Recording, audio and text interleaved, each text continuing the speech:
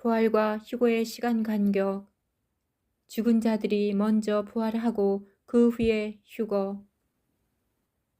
부활과 휴거 사이에는 시간 간격이 있다고 묘사합니다. 또한 휴거할 때 부활한 자들을 데리고 오신다고 합니다. 부활은 죽은 자들이 불멸의 몸으로 다시 살아나는 것이고, 휴거는 살아있는 자들이 부활의 몸으로 변하는 상태입니다. 시간 간격에 대한 구절은 다음과 같이 기록되었습니다. 1. 예수 안에서 자는 자들도 하나님이 그와 함께 데리고 오시리라. 2. 주께서 강림하실 때에 우리 살아남은 자도 자는 자보다 결코 앞서지 못하리라.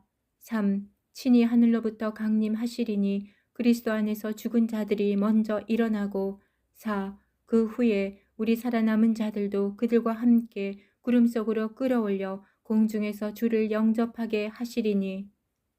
이 땅에서 자는 자들은 죽은 신자들입니다. 성도들이 죽은 사람들을 슬퍼하자 그들에게 부활의 소망을 주기 위해 이 편지를 썼습니다.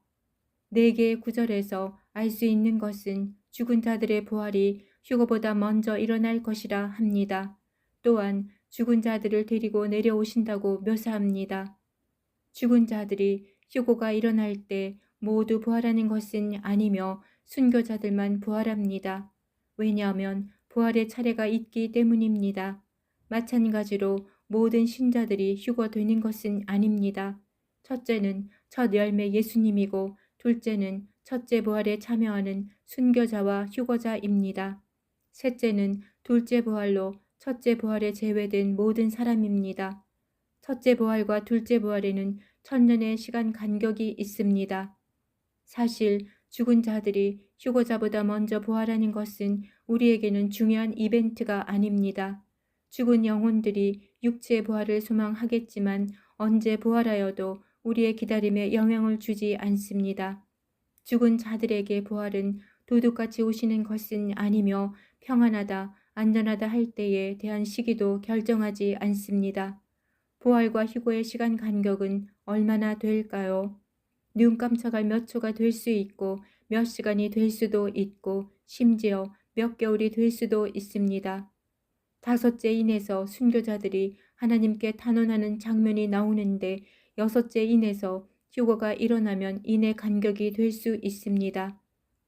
그 후에 우리 살아남은 자들도 그들과 함께 구름 속으로 끌어올려 공중에서 주를 영접하게 하시리니, 우리 살아남은 자들은 휴거자들입니다.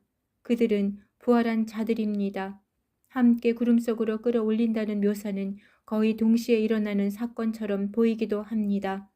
문제는 죽은 자들을 데리고 오신다는 표현에서 좀 더 긴 시간이 필요한 것이라 생각할 수도 있지만, 데려오는 자들의 정체가 부활한 자들인지 휴거자와 제외하기 위한 가족들의 영혼인지는 알 수 없습니다.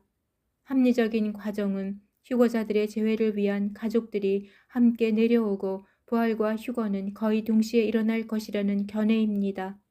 휴거자의 입장에서는 죽은 자의 부활이 언제 있었는지 휴거에는 아무런 영향을 주지는 않을 것입니다. 부활과 휴거는 땅에서 주님을 영접하지 않을 것입니다. 그날에 주님께서 땅을 밟지 않으십니다. 부활한 자들이나 휴거자들은 모두 공중에서 주님을 만날 것입니다. 미국 사역자 중에는 자신은 휴거를 기다리지는 않는다는데 그 이유가 이렇습니다. 우리 살아남은 자들도 표현에서 우리는 바울을 포함하여 자기 시대의 휴거가 있을 것으로 기록했지만 그때 휴거가 일어나지 않았으므로 지금도 휴거가 없을 것이라는 주장입니다. 우리 살아남은 자들은 휴거가 일어날 세대의 당사자들로 반드시 바울 시대를 지정한 것은 아닙니다. 왜 하나님은 죽은 자의 부활과 휴거 사이에 시간 간격을 두셨을까요? 죽은 자들과 육체적 재해와 환영을 위한 것일 수도 있습니다. 다른 이유는 천사들이 부활자와 휴거자에 영접하는 준비 단계에서 차이가 있을 것입니다. 두 무리 모두 첫째 부활에 속하지만 순교자와 신부는 다른 계층입니다. 그런데 부활의 몸이 영적인 몸보다 더 우월한 것일까요? 왜 굳이 육체의 부활이 필요할까요? 죽을 때 즉시 부활하지 않고 먼 훗날에 예정된 것일까요? 주님은 부활의 자녀가 하나님의 자녀로 천사와 동등할 것이라고 말씀하셨습니다. 육체를 가진 사람은 천사보다 우월한 상태가 아닙니다. 그러나 영화롭고 불멸의 몸으로 부활한 사람은 천사와 동등해진다는 것입니다. 물론 천사계와 사람 사이에도 많은 계층과 반차가 있기 때문에 천사들 중에도 사람을 섬기는 천사들이 있고 사람들 중에도 낮은 자가 있을 것입니다. 그러나 모두 하나님의 자녀로 동등한 영광을 받을 것입니다. 예수님도 부활의 몸을 가지셨으므로 영과 육의 장점을 모두 가진 것으로 이해할 수 있습니다. 부활이 죽을 때 즉시 일어나지 않고 부활의 차례를 기다리는 것은 사람들이 땅에서 행한 공적에 따라 부활의 영광이 다르기 때문입니다. 7년 환란을 전후로 첫째 부활이 일어날 것인데 이때 그들의 대상이 정해지고 나머지는 둘째 부활에 참여합니다. 우리는 날짜와 시간은 모르지만 무화과 나무의 계절은 알고 있습니다.